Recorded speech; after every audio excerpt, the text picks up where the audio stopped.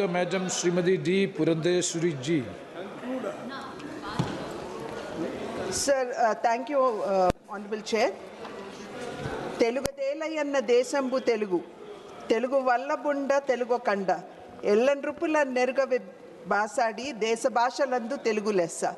With deep respect and regard to my own mother language, sir.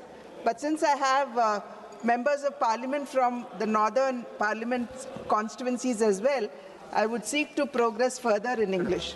Sir, today I rise with great humility and responsibility, sir, not merely as a member of this august house, but also as the proud daughter of the state of Andhra Pradesh, echoing the voices of 5 crore people, including the farmers and women of my state. Sir, what I place before this house today is simply not about a city or a town, but it is about sacrifice, about constitutional fairness, and about the moral duty of the Indian state. Sir, when AP was bifurcated, or Andhra Pradesh was bifurcated in 2014, sir, leaving Hyderabad, the joint capital of the newly formed state of Telangana as well as the residual state of Andhra Pradesh needed a new administrative center. Amaravati, sir, keeping in mind its spiritual, its historical, as well as its religious significance in mind, was actually identified to be the capital of our state. Sir, Telangana began its journey with Hyderabad as a capital, sir, which was ready, functional, and globally recognized, but Andhra Pradesh did not have a capital, neither did it have a secretariat, an assembly, or administrative ecosystem.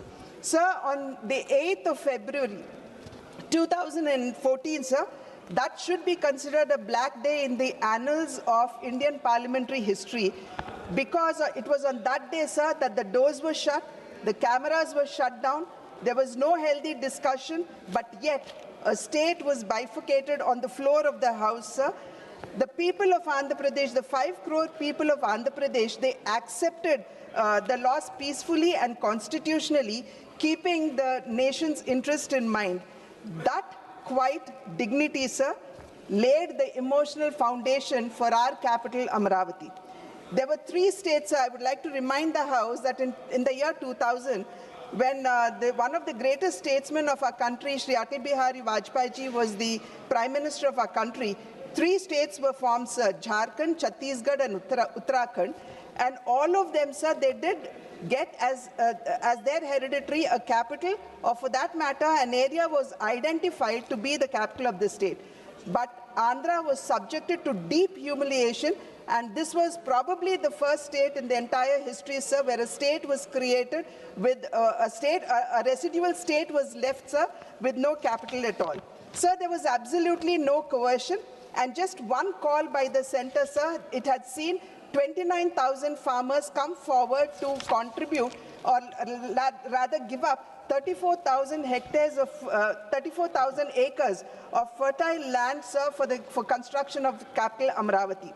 Therefore, Amaravati, sir, is not a mere transaction, but it is a social covenant. And today, probably that is why Amaravati will be remembered in history, sir, as India's first people capital, built not by coercion, but built by belief, sir. Sir, when the Honorable Prime Minister, Shri Narendra Modi ji, was in Andhra Pradesh and he laid the foundation stone for Amaravati in 2015, that was a moment of reassurance to a wounded state. Sir, it was an assurance from the nation directly to the state of Andhra Pradesh. In 1953, sir, the state of Andhra Pradesh was formed based on linguistic identity. Fighting discrimination against the Teluguites in the then Madras presidency, there was a demand for a creation of a special linguistic-based state, sir. And it was late Shri Potti Sri Ramal Garu's sacrifice, sir, which probably led to his death and had also led to the formation of the state. Sir, it should be remembered here today that sacrifice, it had laid the moral and emotional foundation of the state of Andhra Pradesh. However, sir, the bifurcation that had happened on 18th of February 2014, the bifurcation was not against any kind of injustice to the other part of the state, but was driven by sheer and pure political gains by the then Congress-led UPA government, sir. Unlike the earlier movement rooted in sacrifice and political aspiration, the bifurcation, sir, was carried out in a manner that raises serious constitutional, moral, as well as ethical concerns.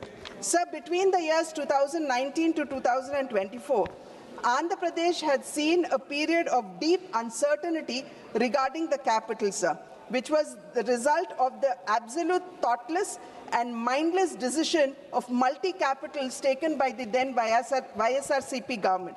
Sir, despite the then LOP in the state of Andhra Pradesh, on the floor of the assembly, accepting to the establishment of Amaravati as the capital, and despite him reiterating that if not 34,000 acres, 50,000 acres should be taken to create a futuristic, wonderful, beautiful capital for the state of Andhra Pradesh, it was he who changed his words, sir, and brought onto the scene the multi-capitals with the stated objectives of decentralized development.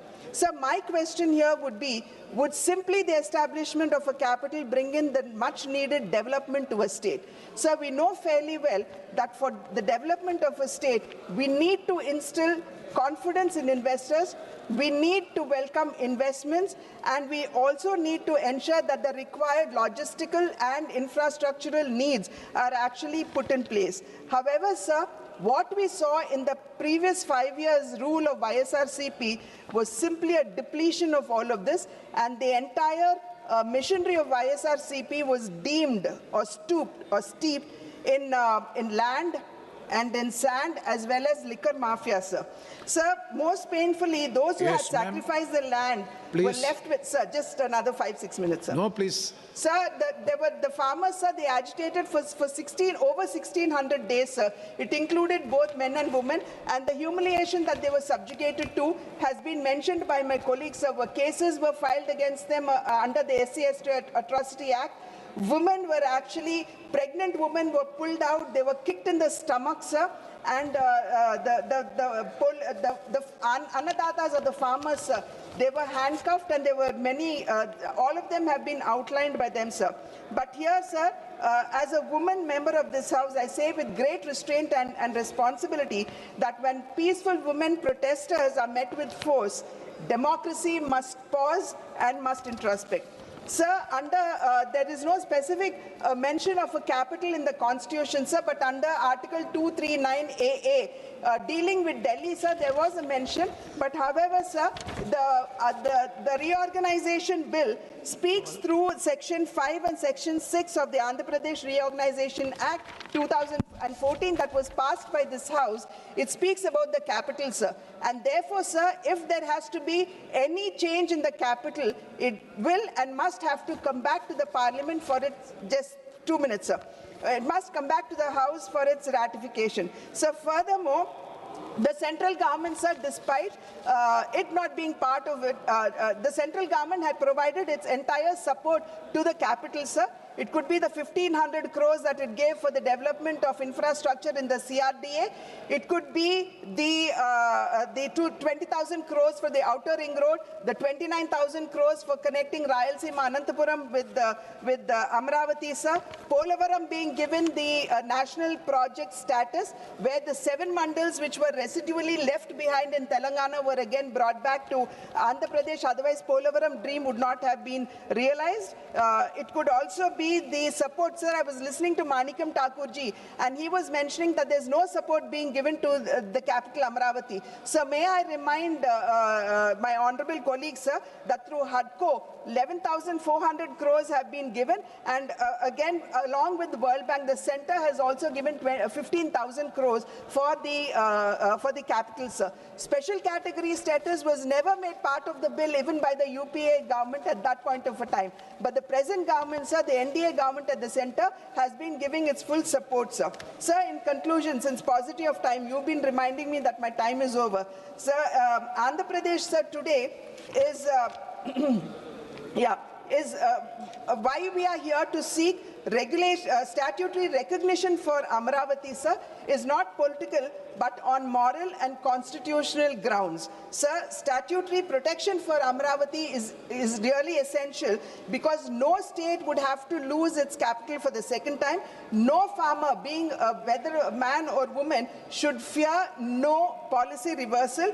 Investors need certainty and not shifting of capitals, and a reorganized state, sir, it deserves stability and experiment. Now, sir, please. in conclusion, sir, I would like to only say that Andhra Pradesh today is seeking no privilege, sir. It seeks certainty. It is not asking for politics, sir, but it is asking for justice. It is not asking for sympathy, sir, but it is asking for the faith of the farmers, be it men or women, to be honored in law and policy. Let Amaravati, sir, be remembered today not as a dispute but a lesson that when citizens trust the state will protect that trust. I urge this august House, sir, to stand with the state of Andhra Pradesh so that Amaravati stands forever a stable, lawful and proud capital, and as a testament of how India honors sacrifice. Sir, I was listening to Samajwadi Party, Dharmendra ji, and he stood up and said that we would support Amaravati, sir. Maybe he said that he spoke about the farmers, which is accepted in true spirit. However, sir, it is quite unfortunate to see the YSRCP parliament members walk out, sir, and not wanting to vote for Amaravati. Thank you, sir. Thank you very much, Sri